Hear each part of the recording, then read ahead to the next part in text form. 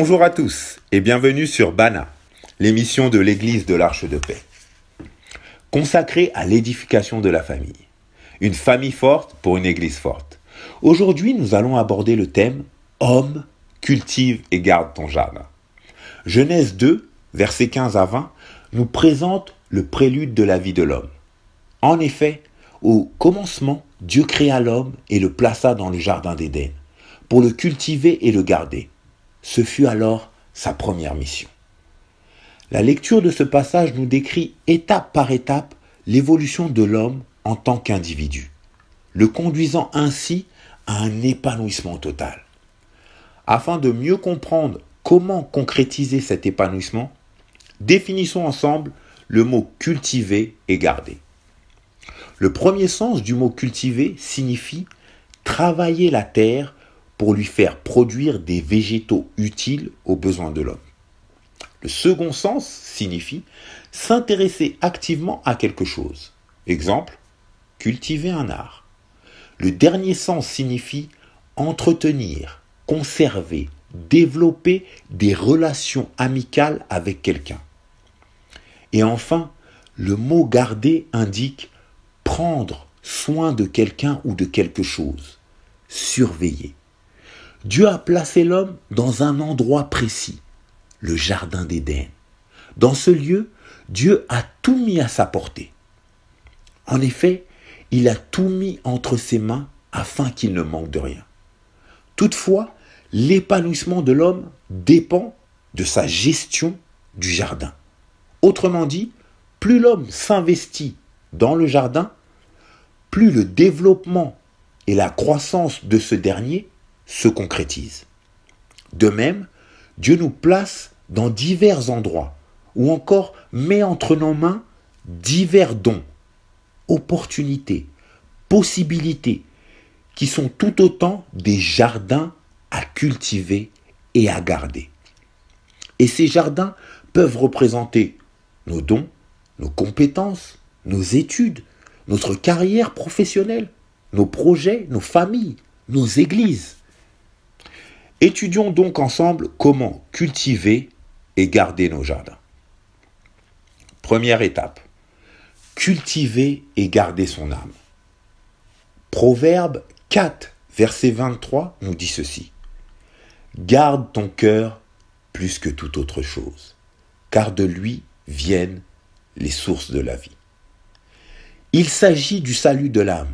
Il est primordial d'entretenir notre âme en bon état, de veiller à ce que notre cœur soit agréable aux yeux du Seigneur, et ce, avant même de chercher à acquérir quoi que ce soit.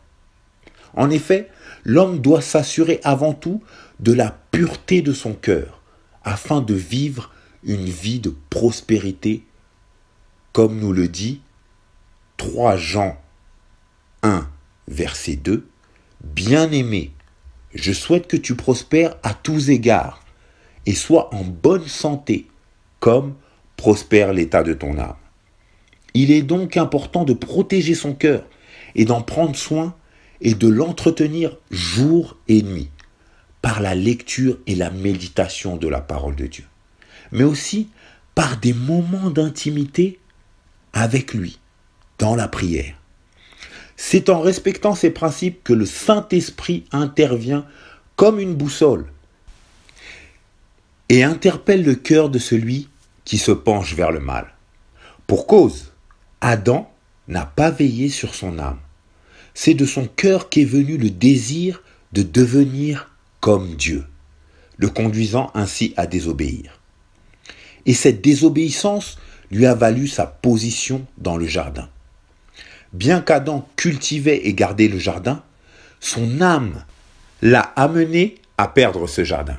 Et oui, malheureusement, nous perdons certaines choses dans la vie à cause de l'état de notre âme. Deuxième étape, cultiver et garder les compétences et les espaces que Dieu nous a confiés. Adam avait la faculté de nommer tout ce qu'il y avait autour de lui. Autrement dit, discerner, identifier, définir le rôle de chaque animal. Ici, nous voyons les compétences et les capacités que Dieu a données à l'homme. Discerner, comprendre son environnement, diriger, manager chaque animal selon son utilité. Organiser la vie du jardin en vue de le rendre productif. Ici, nous découvrons un homme à la fois gérant, leader, manager, producteur, cultivateur, tel un vrai chef gouvernant son entreprise. Autant Dieu a tout mis à notre disposition, autant il nous a donné la capacité de gérer comme il le faut tout ce qu'il nous a donné.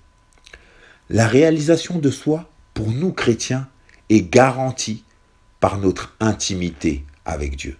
Et dans cette réalisation s'enclenche notre épanouissement. Deutéronome 29, verset 9, l'atteste. Vous observez donc les paroles de cette alliance et vous les mettrez en pratique afin de réussir dans tout ce que vous ferez. Troisième étape, cultiver et garder sa famille. Nous avons tous compris que la famille fait partie du jardin de l'homme. En effet, elle est une entité primordiale contribuant à aider l'homme à accomplir sa mission. Psaume 27, versets 3 à 5 nous dit ceci. « Voici, des fils sont un héritage de l'Éternel. Le fruit de ses entrailles est une récompense, comme les flèches dans la main d'un guerrier. Ainsi sont les fils de la jeunesse. Heureux l'homme qui en a rempli son carquois. Ils ne seront pas confus, quand ils parleront avec des ennemis à la porte. » De même, Genèse 2, verset 18 le confirme.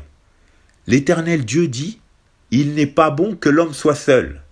Je lui ferai une aide semblable à lui. » C'est pourquoi l'homme se doit de préserver le bien-être de sa famille. Ainsi, tout homme qui saura se réaliser en tant que chef de sa propre vie et des espaces qui lui seront confiés sera un homme épanoui et à même de gérer sa famille. Homme, sois épanoui. Cultive et entretiens la vie que Dieu t'a confiée. Sois vigilant. Protège ton jardin du serpent. Sois sage et équilibré afin de ne pas perdre ton salut. Merci pour votre écoute. Que Dieu vous bénisse. À très bientôt sur Bana.